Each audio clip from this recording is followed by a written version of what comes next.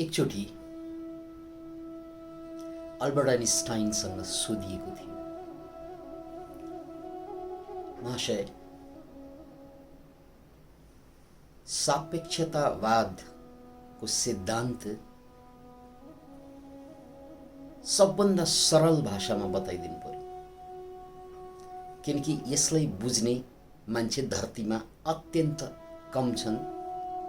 अतः उदाहरण सहित यसलाई सरल भाषामा, प्लेन ल्याङ्ग्वेजमा बताइदिनु पर्यो।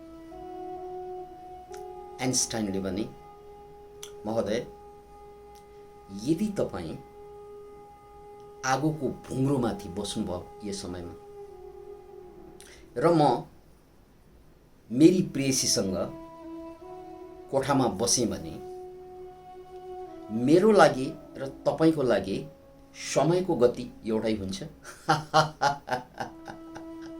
सुन्ने मान्छे जसकै कहाँ आगोको भुङ्ग्रोमाथि अथवा तातीको ताबामाथि र कहाँ आफ्नो प्रेयसीसँग एकान्तमा बस्नु, त्यो ताबामाथि बसेको मान्छेलाई 1 सेकेन्ड पनि घन्टौं लाग्छ र प्रेयसीसँग बसेको मान्छेलाई घन्टौं पनि 1 सेकेन्डमा गुज्रे जस्तो लाग्छ। यो स्वाभाविक, यो सबैलाई थाहा भएको कुरा। उनले भने, महाशय, मलाई यदि म आगोमाथि बसेँ भने मेरो लागि त समय सेकेन्ड पनि घन्टौं महिनौं जस्तो, दिनौं महिनौं जस्तो लाग्छ र प्रेयसीसँग बस्ने मान्छेलाई घन्टौं पनि सेकेन्डमा गुज्रे जस्तो लाग्छ। आइन्स्टाइन मुसुक्क हाँसे, हो, यही हो सापेक्षतावाद भनेको। जब मन दुखी हुन्छ समय लामो हुन्छ र जब मन आनन्दित हुन्छ, खुसी हुन्छ, त्यो बेला समय उडेर जान्छ। यही कालखण्ड कसैको लागि उडेर गएको या नभएको जस्तो हुन्छ र यही कालखण्ड कसैको लागि युगौं जस्तो लामो हुन सक्छ। सापेक्षतावाद भनेको यही हो। एउटै कुरा दुईजना मान्छेलाई दुई किसिमको प्रभाव पार्छ। एउटै कुराले दुईजना मान्छेलाई दुई किसिमको प्रभाव पार्छ। यो प्रसङ्गलाई मध्यनजर राख्दै यो सुख, यो आनन्द र यो दुःख, यो पीडा, यसलाई बुझौँ। सुखी मान्छे किन सुखी हुन्छ, मान्छेले किन सुखको अनुभूति गर्छ भने त्यो सुख भएको बेलामा आनन्दको अनुभूति भइरहेको बेलामा उसको मन वर्तमानमा रटिन्छ। वर्तमानमा जे छ त्यो भएको कुरामा फोकस्ड हुन्छ र दुखी भएको बेलामा, पीडित भएको बेलामा मन जे छ त्यसबाट भाग्छ, कि त भूतकालतिर कि त भविष्यतिर। अतः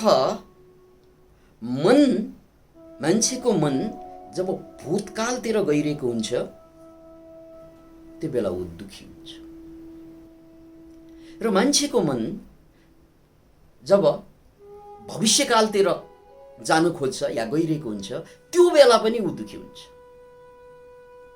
त्यसकारण मन भूततिर जानु र मन भविष्यतिर जानु दुःख हो र मन वर्तमानमा टिक्नु, चाहे खाना खाँदा भोजनमा, कुरा गर्दा कुरामा, अथवा हिँड्दा हिँडाइमा, जे कर्म भइरहेको हुन्छ रियल टाइममा, जे भइरहेको हुन्छ, यसरी हात हल्लाउँदाखेरि पनि मेरो सारा ध्यान यही हातमा मात्र हो भने यो आनन्द हुन्छ।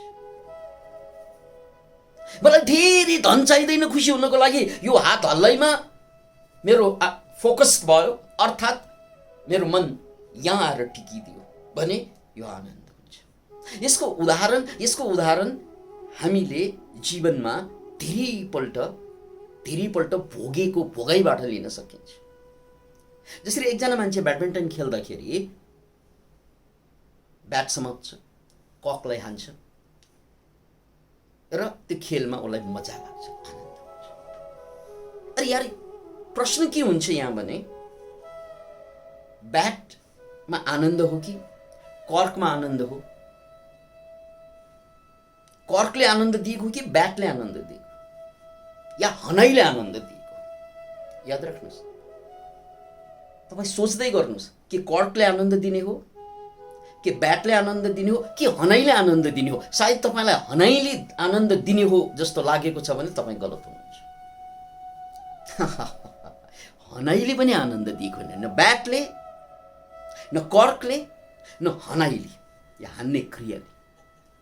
आनन्द किन आएको त भन्नाले त्यो हानिरहँदाखेरि त्यो हान्ने कर्ममा मेरो मन टिक्छ, हनाइमा होइन।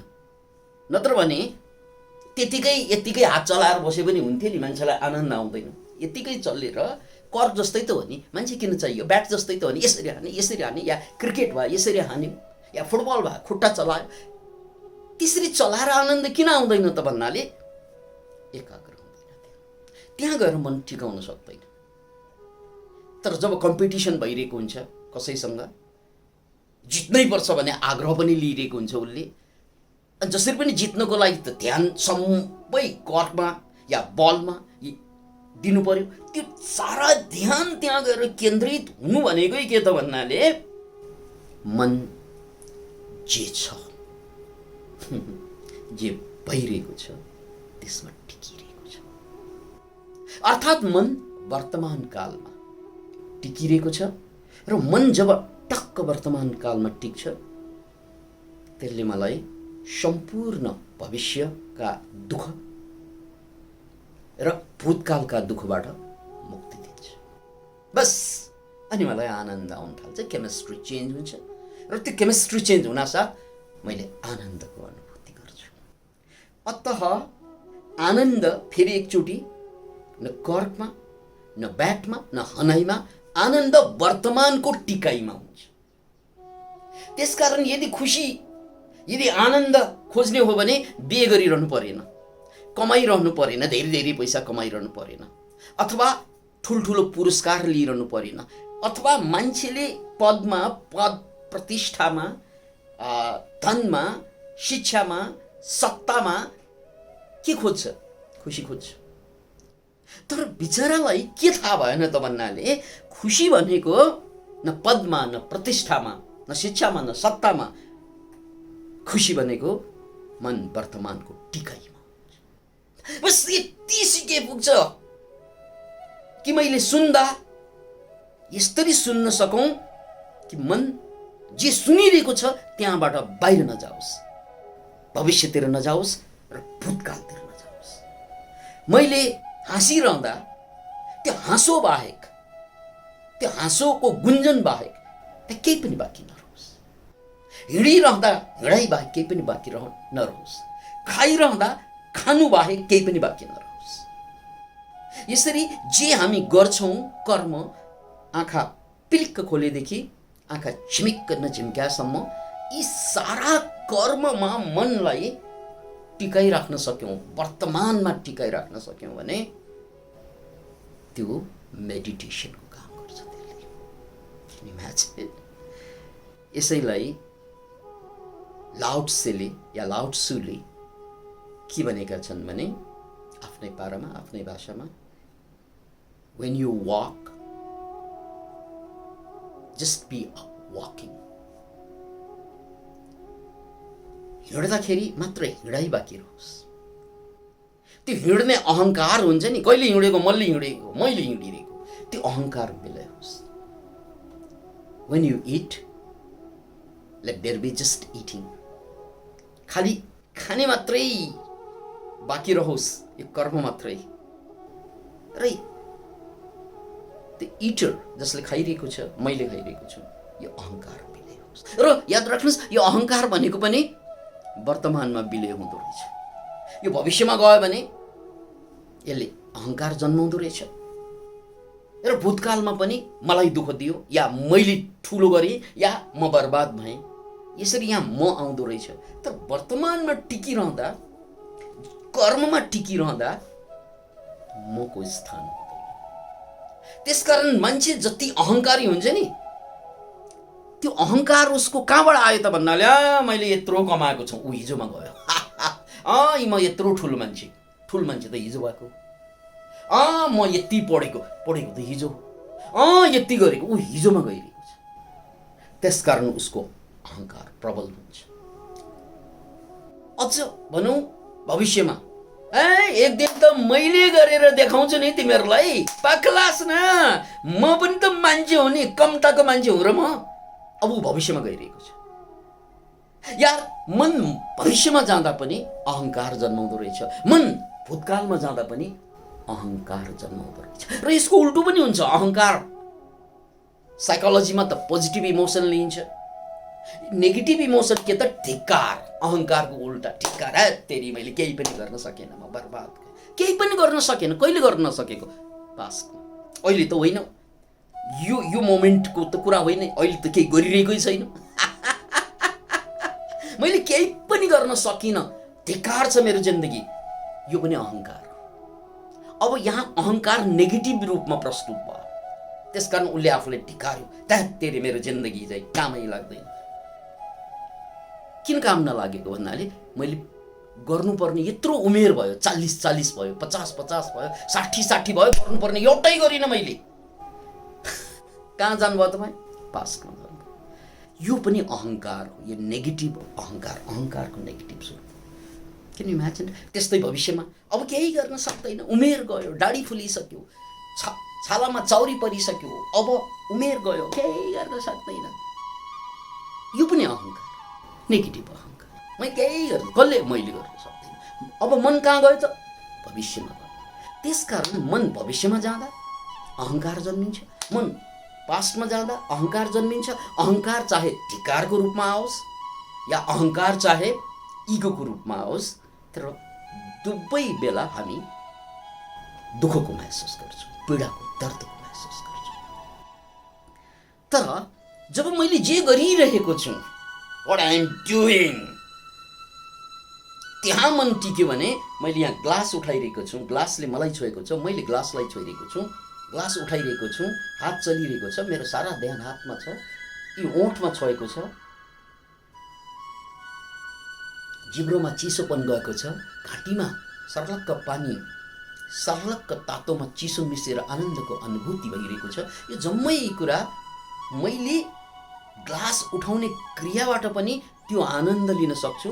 मैले ग्लासलाई छुँदा पनि त्यतिकै आनन्द आउन सक्छ जति मैले आफ्नो प्रेयसीलाई छुँदा आनन्द आउँछ।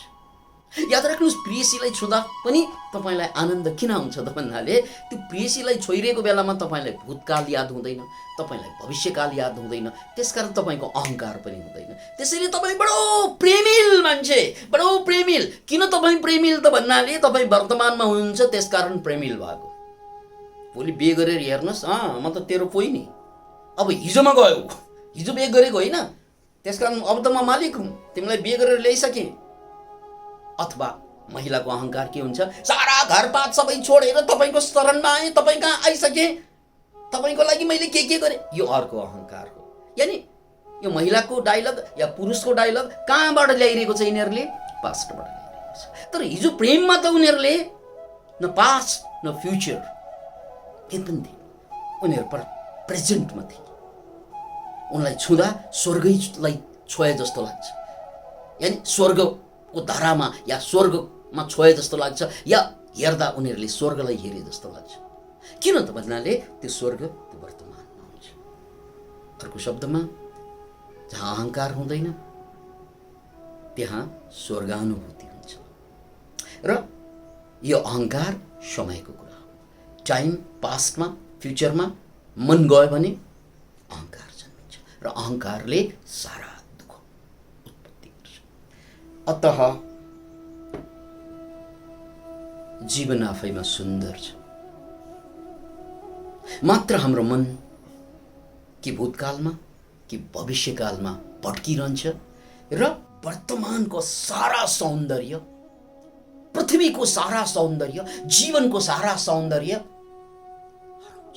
किनकि सारा सौन्दर्य अगाडि छ, आँखा चिम्लेर हिँड्दियो भने त्यो कुनै पनि सौन्दर्य तपाईँको लागि अर्थहीन भइदिन्छ। बस यहाँबाट सिक्नुपर्ने कुरा कि जिन्दगी वर्तमानमा हुन्छ, आनन्द वर्तमानमा हुन्छ, सुख वर्तमानमा हुन्छ। त्यसकारण जे गरिएको छ त्यो कर्ममा कन्सन्ट्रेटेड हुनु। कर्ममा टोयलेटमा गएर चाहिँ हामीले आछी पुछिरहँदा त्यहाँ कन्सन्ट्रेटेड भइदियो भने, वर्तमानमा आइदियो भने त्यो पनि पवित्र कार्य हुन्छ। भगवानलाई पूजा गरिरहँदाखेरि पनि विचार भूत र भविष्यमा गइदियो भने त्यो